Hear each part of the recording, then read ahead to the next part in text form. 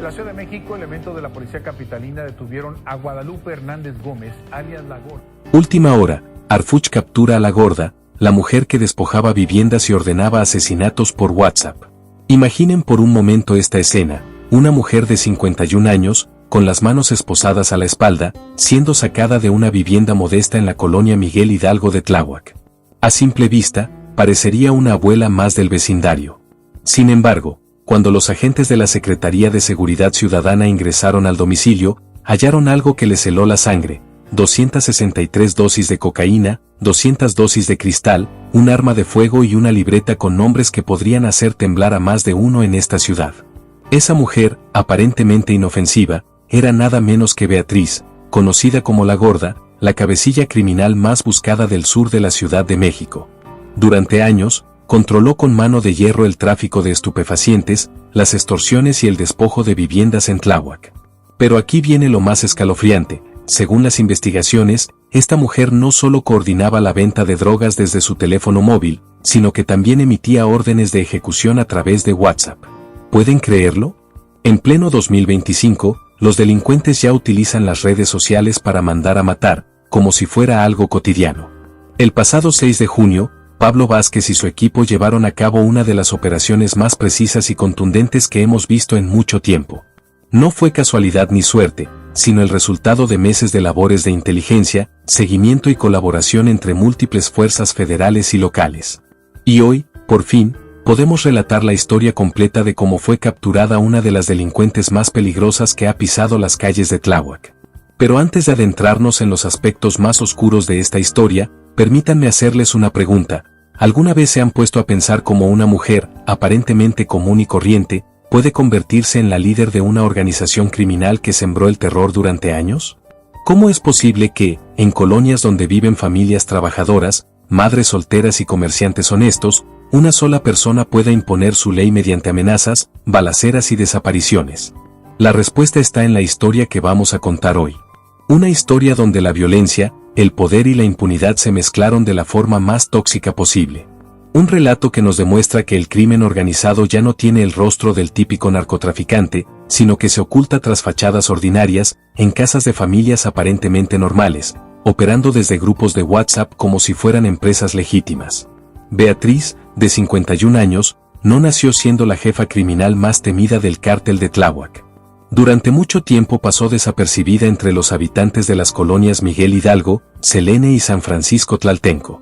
Para muchos, era simplemente una mujer más del barrio, quizá algo reservada, tal vez un poco enigmática, pero nada que generara sospechas.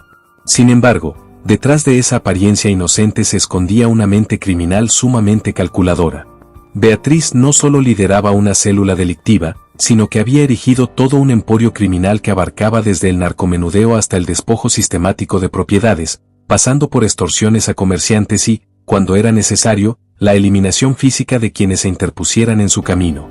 Lo que más llama la atención de este caso es precisamente eso: cómo, a su edad y sin el perfil clásico de los capós que solemos ver en las noticias, logró consolidarse como una de las figuras más temidas del crimen organizado en el sur de la capital. Y es que La Gorda no necesitaba presumir camionetas blindadas ni cadenas de oro para imponer respeto. Su poder residía en algo mucho más siniestro: la capacidad de hacer desaparecer a cualquiera que interfiriera con sus intereses. Vecinos que prefieren mantener su identidad en el anonimato afirman que Beatriz tenía una forma muy particular de manejar sus operaciones. No era de las que alzaban la voz o armaban escándalos. Por el contrario, era meticulosa, sigilosa y letal cuando la situación lo requería.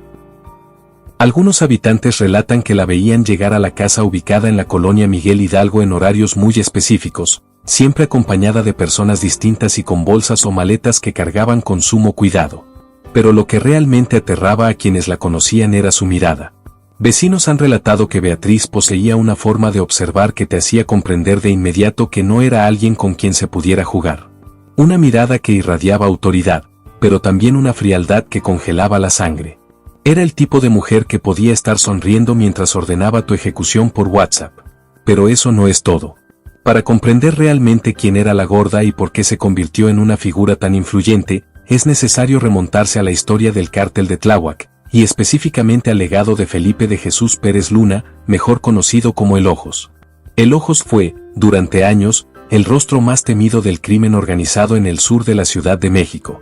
Bajo su liderazgo, el cártel de Tláhuac no solo controlaba el tráfico de drogas en alcaldías como Tláhuac, Milpa Alta y Xochimilco, sino que también había diversificado sus actividades hacia terrenos mucho más violentos: secuestros, extorsiones masivas, despojos de inmuebles y, por supuesto, asesinatos que se contaban por decenas. Cuando el Ojos murió en 2017, muchos creyeron que el cártel de Tláhuac se desintegraría, como ha sucedido con otras organizaciones delictivas tras la caída de sus líderes. Pero lo que realmente ocurrió fue algo mucho más complejo y, en muchos sentidos, más peligroso. En lugar de desaparecer, el cártel se fragmentó en múltiples células familiares y locales, cada una operando de manera semi-independiente, pero manteniendo conexiones y alianzas estratégicas. Fue en este contexto de fragmentación donde Beatriz, la Gorda, encontró la oportunidad perfecta para edificar su propio emporio delictivo. A diferencia de otros líderes que buscaban protagonismo o sembrar terror de forma ostentosa, la Gorda optó por una táctica mucho más astuta: mantenerse en las sombras mientras consolidaba una red criminal firme y eficiente.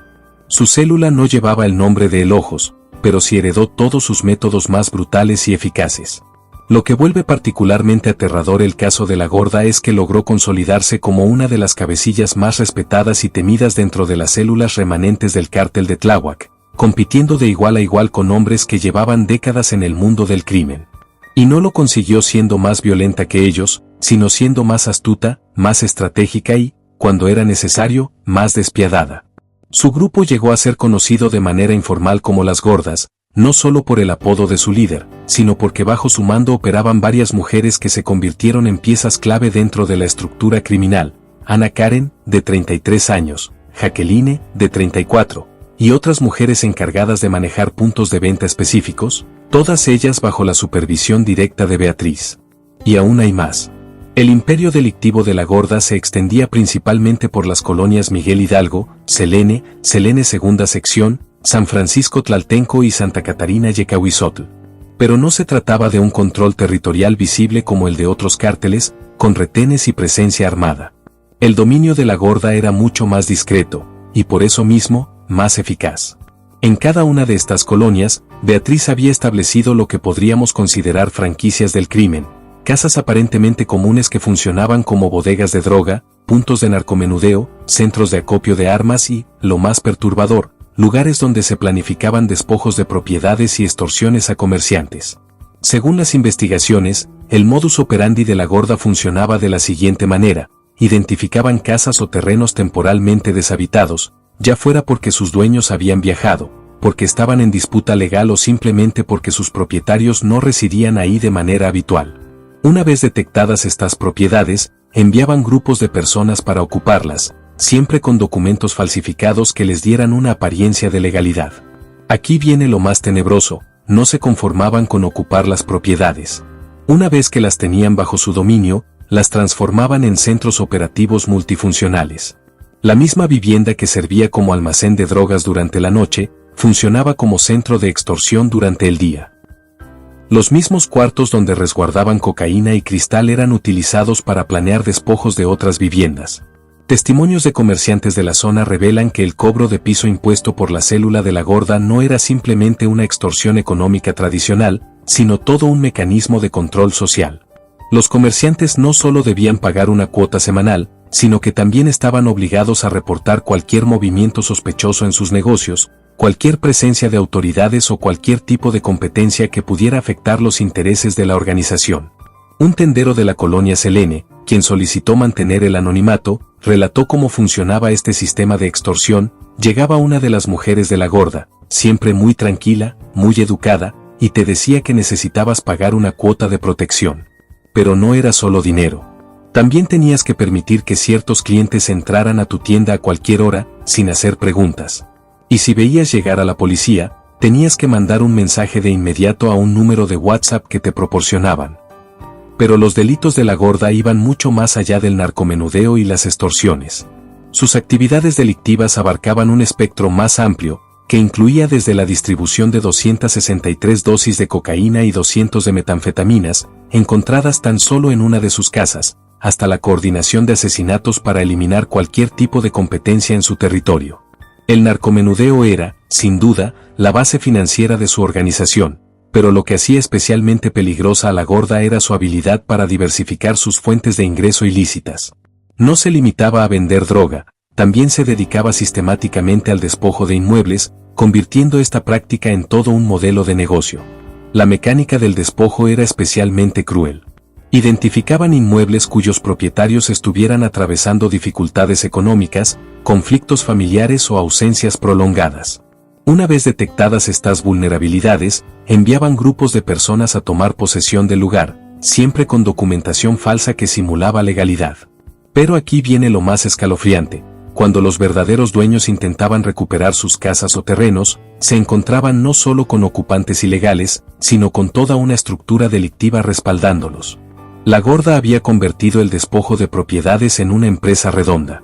Ocupaba las viviendas, las utilizaba para sus operaciones delictivas y, cuando podía, las vendía a través de trámites apócrifos. Un caso particularmente perturbador fue el de una familia de la colonia San Francisco Tlaltenco, que salió de vacaciones durante las fiestas decembrinas. Al regresar, descubrieron que su casa estaba completamente ocupada. Cuando intentaron recuperarla, fueron amenazados de muerte y se les exigió el pago de una cuota de recuperación equivalente al valor total de la propiedad. Aterrorizados, acudieron a las autoridades, pero se toparon con que los ocupantes contaban con documentos que, aparentemente, demostraban la compra legal de la vivienda. Fue hasta meses después, con la captura de la Gorda, que se reveló que dichos documentos eran parte de una red de falsificación que incluía notarios corruptos y funcionarios públicos coludidos, quienes facilitaban estos despojos a cambio de sobornos. Pero si hay un crimen que realmente refleja la frialdad y la brutalidad de la Gorda, es el asesinato de una mujer conocida en el barrio como la tía Fanny. Este homicidio, ocurrido el 25 de febrero de 2025 en la colonia Selene, no fue un crimen pasional ni un robo que se salió de control. Fue una ejecución premeditada, calculada y enviada como advertencia para todos aquellos que pretendieran competir con el imperio criminal de Beatriz. La tía Fanny era una mujer de 62 años que había comenzado a vender pequeñas cantidades de droga en la misma zona donde operaba la célula de la Gorda. No representaba una amenaza real desde el punto de vista económico, pero para Beatriz significaba algo más. Mucho más peligroso. Sentaba un precedente de que otras personas podrían intentar establecer sus propios negocios ilícitos en su territorio. Según las investigaciones, la Gorda intentó inicialmente negociar con la tía Fanny. Le envió emisarios que le propusieron unirse a su organización o, en su defecto, trasladarse a otra zona. Pero la tía Fanny se negó. Era una mujer mayor, con muchos años residiendo en el barrio, y no estaba dispuesta a ceder ante las amenazas de alguien a quien consideraba una advenediza. Esa negativa selló su destino. De acuerdo con los testimonios obtenidos durante la investigación, la Gorda envió un mensaje por WhatsApp a Carlos Vargas Chávez, de 39 años, uno de sus operadores más cercanos y violentos. El mensaje era breve y contundente: la tía ya no puede seguir vendiendo en Selene. Resuélvelo hoy. Carlos obedeció la orden al pie de la letra. El 25 de febrero, la tía Fanny fue encontrada sin vida en su domicilio, con varios impactos de bala en la cabeza. La escena del crimen fue manipulada para aparentar un robo, pero las autoridades hallaron indicios claros de una ejecución. Nada de valor había sido sustraído. Los disparos fueron hechos a quemarropa y el cuerpo mostraba señales de que la víctima había sido tomada por sorpresa mientras realizaba tareas cotidianas. Este asesinato envió un mensaje inequívoco a todos los pequeños distribuidores de droga en la zona: el territorio pertenecía a la Gorda, y cualquier intento de competencia sería castigado con la muerte. Pero también reveló algo mucho más inquietante sobre el funcionamiento de esta estructura criminal. Utilizaban aplicaciones de mensajería como WhatsApp para coordinar homicidios como si se tratara de simples transacciones comerciales. El 6 de junio de 2025 será recordado como el día en que Pablo Vázquez y su equipo de la Secretaría de Seguridad Ciudadana asestaron uno de los golpes más contundentes contra el crimen organizado en Tláhuac. Lo que muchos desconocen es que este operativo fue el resultado de meses de labores de inteligencia, iniciadas a comienzos del año, cuando las autoridades detectaron un incremento alarmante en las actividades de narcomenudeo en esa alcaldía. A inicios de 2025, la Policía Capitalina y la Fiscalía Local abrieron múltiples carpetas de investigación enfocadas específicamente en Tláhuac. Lo que descubrieron fue un escenario mucho más complejo y alarmante de lo que habían anticipado. No se trataba de simples vendedores independientes de droga, sino de células delictivas altamente organizadas, que habían heredado la estructura y los métodos del antiguo cártel de Tlaquepaque. El trabajo de inteligencia incluyó vigilancia encubierta, infiltración en redes de comunicación, lo más relevante, un seguimiento detallado de las operaciones financieras de los sospechosos. Fue así como las autoridades comenzaron a identificar patrones de conducta que los condujeron directamente hasta la gorda. Uno de los elementos clave que permitió localizarla fue, precisamente, su uso de WhatsApp para coordinar las acciones de su grupo. Las autoridades lograron interceptar mensajes donde se organizaban entregas de estupefacientes, se planeaban despojos de propiedades y, lo más estremecedor, se emitían órdenes de intimidación y violencia contra quienes se interpusieran en sus planes. Pero el operativo del 6 de junio no fue improvisado. Una vez reunidas las pruebas suficientes, el Ministerio Público solicitó a un juez 5 órdenes de cateo dirigidas a inmuebles ubicados en distintas colonias de Tláhuac. Cada orden estaba respaldada por evidencia concreta sobre las actividades ilícitas que se desarrollaban en esos sitios. La operación se llevó a cabo de manera simultánea en 5 ubicaciones distintas, con la participación coordinada de elementos de la SSC-CDMX, agentes de la Fiscalía General de Justicia de la capital y efectivos de las Fuerzas Armadas, incluyendo la Sedena, la SEMAR y la Guardia Nacional. Fue un despliegue masivo que tenía como objetivo no solo capturar a la gorda, sino desmantelar por completo su estructura delictiva. Cuando los elementos policiales ingresaron a la vivienda ubicada en la calle Juan Bretel, en la colonia Miguel Hidalgo, esperaban encontrar drogas y posiblemente algunas armas. Lo que descubrieron superó sus peores expectativas y reveló la verdadera magnitud del imperio criminal que la gorda había edificado. Además de las 263 dosis de cocaína y las 200 de metanfetaminas. De metanfetamina, los aproximadamente 50 gramos adicionales de cristal y el arma de fuego con 3 cartuchos útiles, los investigadores hallaron algo que los dejó paralizados. Una libreta con nombres, direcciones y números telefónicos de personas que iban desde comerciantes locales hasta servidores públicos. Pero esa libreta no era simplemente una agenda de contactos. Era un verdadero sistema de inteligencia criminal que evidenciaba el alcance real de las operaciones de la gorda. Cada nombre estaba acompañado de anotaciones detalladas: cuánto pagaba de cuota de protección, qué servicios ofrecía a la organización, cuál era su grado de lealtad y, en ciertos casos, cuáles eran sus debilidades que podían ser aprovechadas. Lo más inquietante de todo es que la libreta incluía nombres de individuos que, en apariencia, no tenían ningún vínculo con actividades ilícitas, empleados gubernamentales, comerciantes formales, profesionales, e incluso algunos funcionarios de nivel medio en distintas dependencias públicas. Fuentes cercanas a la investigación revelaron que algunas anotaciones contenían códigos que, al parecer, correspondían a diferentes tipos de servicios prestados a la red criminal de la gorda. Algunos códigos hacían referencia a información sobre operativos policiales, otros, a facilidades para trámites oficiales, y algunos más, a protección especial para ciertas actividades ilegales. En el teléfono celular de la gorda se encontraron conversaciones por WhatsApp que confirmaban que utilizaba esta red de contactos de manera constante. Había mensajes en los que solicitaba datos sobre movimientos de la policía, coordinaba el cobro de extorsiones a comerciantes concretos y daba instrucciones detalladas sobre cómo actuar ante situaciones que pudieran poner en riesgo sus operaciones. La detención de la gorda estuvo acompañada por la captura de varios colaboradores clave que dejaron al descubierto la verdadera estructura de su organización delictiva. Carlos Vargas Chávez, de 39 años, fue arrestado simultáneamente en la colonia Selene y resultó ser mucho más que un simple traficante. Era el brazo ejecutor de la gorda, el encargado de resolver los problemas que no se solucionaban con sobornos o amenazas. En la vivienda donde fue detenido Carlos, se aseguraron 399 dosis de cocaína y 2 teléfonos móviles que contenían evidencia directa de su implicación en el asesinato de la tía Fanny.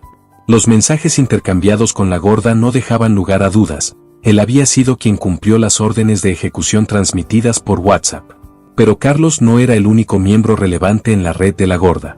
Días antes de su arresto, específicamente el 29 de mayo de 2025, las autoridades ya habían aprehendido a Ana Karen, de 33 años, y a Jacqueline, de 34, 2 mujeres que operaban como distribuidoras locales del grupo conocido como Las Gordas.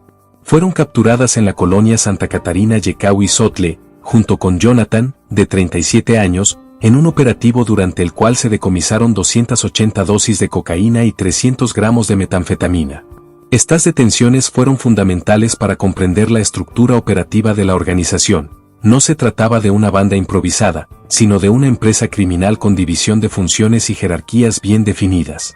Lo más alarmante es que las investigaciones iniciales sugieren que la red de colaboradores de La Gorda incluía personas con empleos aparentemente legales, quienes utilizaban sus cargos para facilitar las operaciones ilícitas. Desde empleados de oficinas públicas que brindaban datos sobre trámites inmobiliarios, hasta trabajadores de empresas de servicios que habilitaban conexiones clandestinas en casas ocupadas ilegalmente, e incluso personas vinculadas a instituciones financieras que facilitaban el lavado de dinero proveniente del crimen.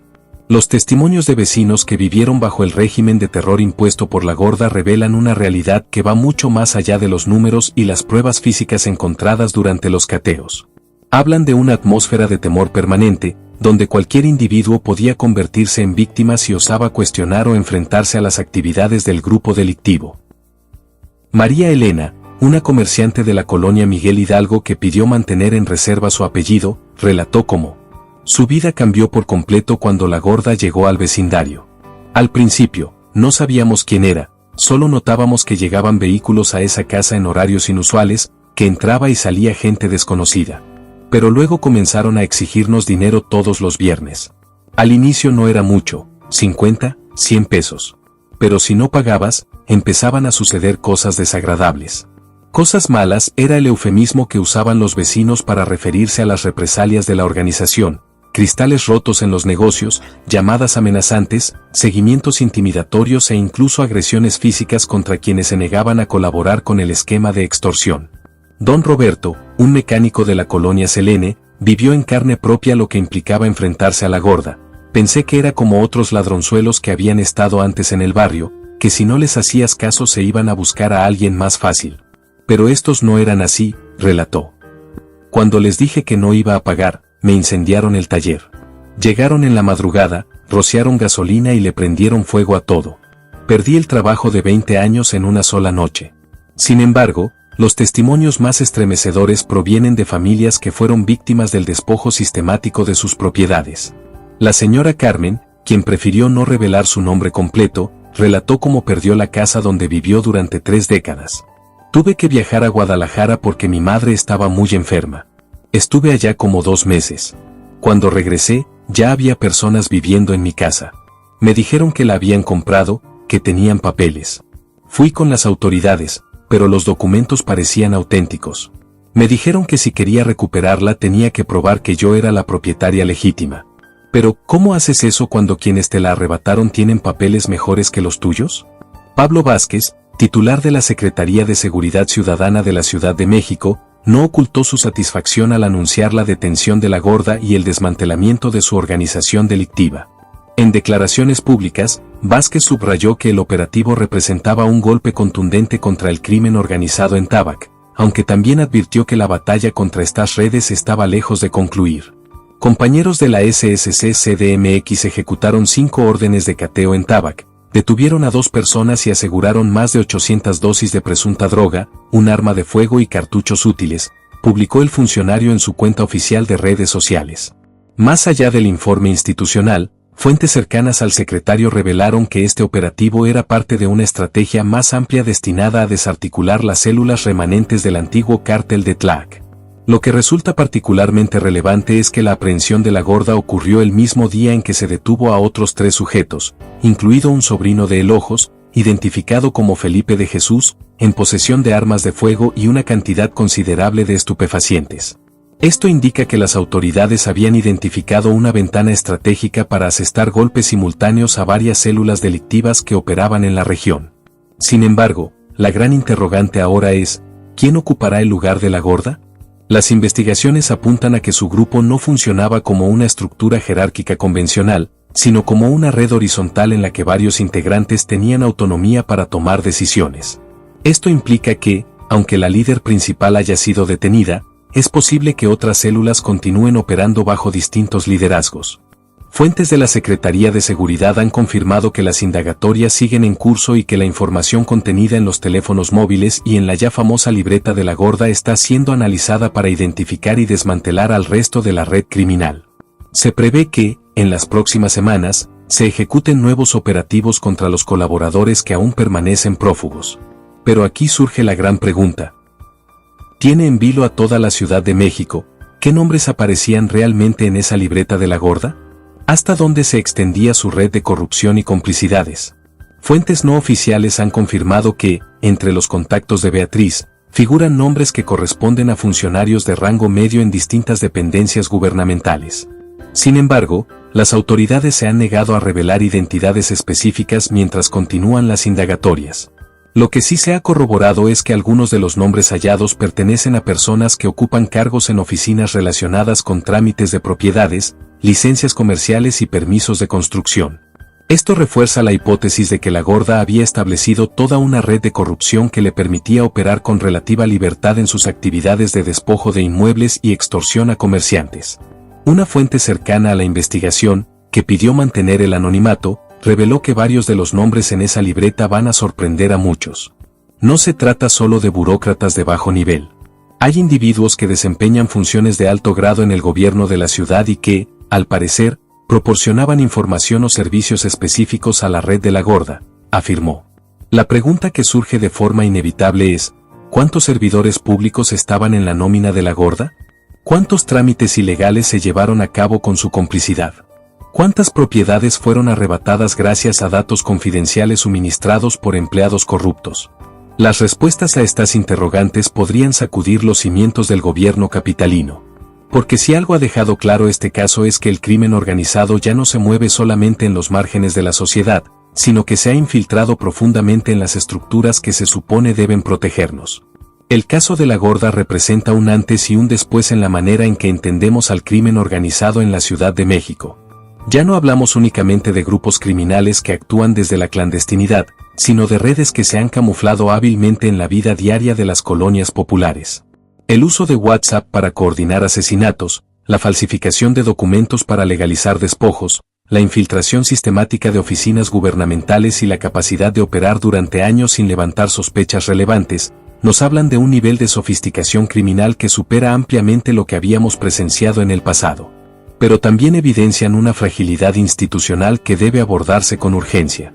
Porque si una mujer de 51 años, operando desde una vivienda aparentemente común en la colonia Miguel Hidalgo, fue capaz de construir un imperio criminal que controló durante años el narcotráfico, las extorsiones y el despojo de propiedades en múltiples colonias de Tláhuac, ¿qué nos dice eso sobre nuestras instituciones de seguridad y justicia? La respuesta es incómoda, pero imprescindible. Nos dice que el crimen organizado ha evolucionado más rápido que nuestras capacidades para enfrentarlo. Mientras seguimos pensando en cárteles con estructuras rígidas y jerárquicas, ellos ya implementaron modelos operativos que combinan actividades delictivas diversificadas con niveles de infiltración institucional que los vuelven prácticamente intocables por largos periodos. Con la detención de la Gorda y el desmantelamiento de su red, las colonias Miguel Hidalgo, Selene, San Francisco Tlaltenco y Santa Catarina Yecahuizot han empezado a experimentar una transformación significativa. Comerciantes que durante años vivieron bajo el dominio de las extorsiones, han comenzado a notar una reducción considerable en las amenazas y cobros ilegales. Un tendero de la colonia Selene, quien durante 3 años pagó puntualmente su cuota de protección, relató cómo cambió su rutina tras la captura. El viernes pasado esperé todo el día a que viniera alguien a cobrarme. Era la primera vez en años que no sabía si tendría que pagar o no. Al final del día me di cuenta de que nadie iba a presentarse. Esa noche dormí en paz por primera vez en mucho tiempo. Sin embargo, la liberación de estas colonias también ha dejado al descubierto la verdadera magnitud del daño ocasionado por años de operación delictiva. Familias completas que perdieron sus viviendas a causa de despojos ahora enfrentan procesos judiciales complejos para recuperar sus propiedades. Las casas que fueron utilizadas como almacenes de drogas requieren limpieza especializada y costosas remodelaciones. Y lo más difícil de todo, las redes de complicidad y corrupción que facilitaron estas actividades permanecen, en parte, intactas. El gobierno de la Ciudad de México ha dado a conocer un programa especial de apoyo para las víctimas de la Gorda y su grupo criminal. Esta iniciativa contempla asesoría legal sin costo para las familias que intentan recuperar sus inmuebles, acompañamiento psicológico para comerciantes que vivieron bajo extorsión durante años y planes de desarrollo económico para reactivar los negocios afectados por las actividades ilícitas. La captura de Beatriz, conocida como La Gorda, no es solo un triunfo policial, es una conquista social. Es la evidencia de que la justicia, aunque demorada, puede llegar. Es la señal de que ningún delincuente, por influyente que parezca, está por encima de la ley. Pero esta victoria solo será plena cuando las familias que perdieron sus hogares los recuperen, cuando los comerciantes puedan trabajar sin temor, cuando los funcionarios corruptos que permitieron estos delitos sean procesados, y cuando las colonias de Tláhuac vuelvan a ser lugares donde las familias puedan vivir con tranquilidad. Hasta entonces, nuestra tarea como ciudadanos y como comunicadores es mantener la vigilancia, seguir informando y continuar exigiendo que la justicia se cumpla hasta sus últimas consecuencias. Porque la historia de La Gorda no concluye con su arresto, termina cuando se repare todo el daño causado y tengamos la certeza de que organizaciones como la suya no volverán a prosperar en nuestra ciudad. Las investigaciones siguen su curso y, en los próximos días, podrían revelarse nombres de servidores públicos que figuran en esa famosa libreta. Nombres que podrían sacudir al gobierno capitalino y evidenciar hasta qué punto la corrupción se había infiltrado en las instituciones destinadas a protegernos. Mientras tanto, las colonias de Tláhuac respiran con algo más de alivio. Los comerciantes ya no esperan con pánico los viernes para pagar su cuota de protección. Las familias ya no temen que sus hogares sean ocupados mientras están fuera. Y los vecinos ya no viven con el temor constante de convertirse en víctimas de una mujer que, desde una casa modesta, dirigía un imperio del miedo. Si esta historia te conmovió, compártela. Y si conoces a algún funcionario corrupto o un caso similar, denúncialo. Esto no se acaba aquí. Lo de La Gorda es solo el comienzo. Suscríbete si quieres enterarte de lo que nadie más se atreve a contar.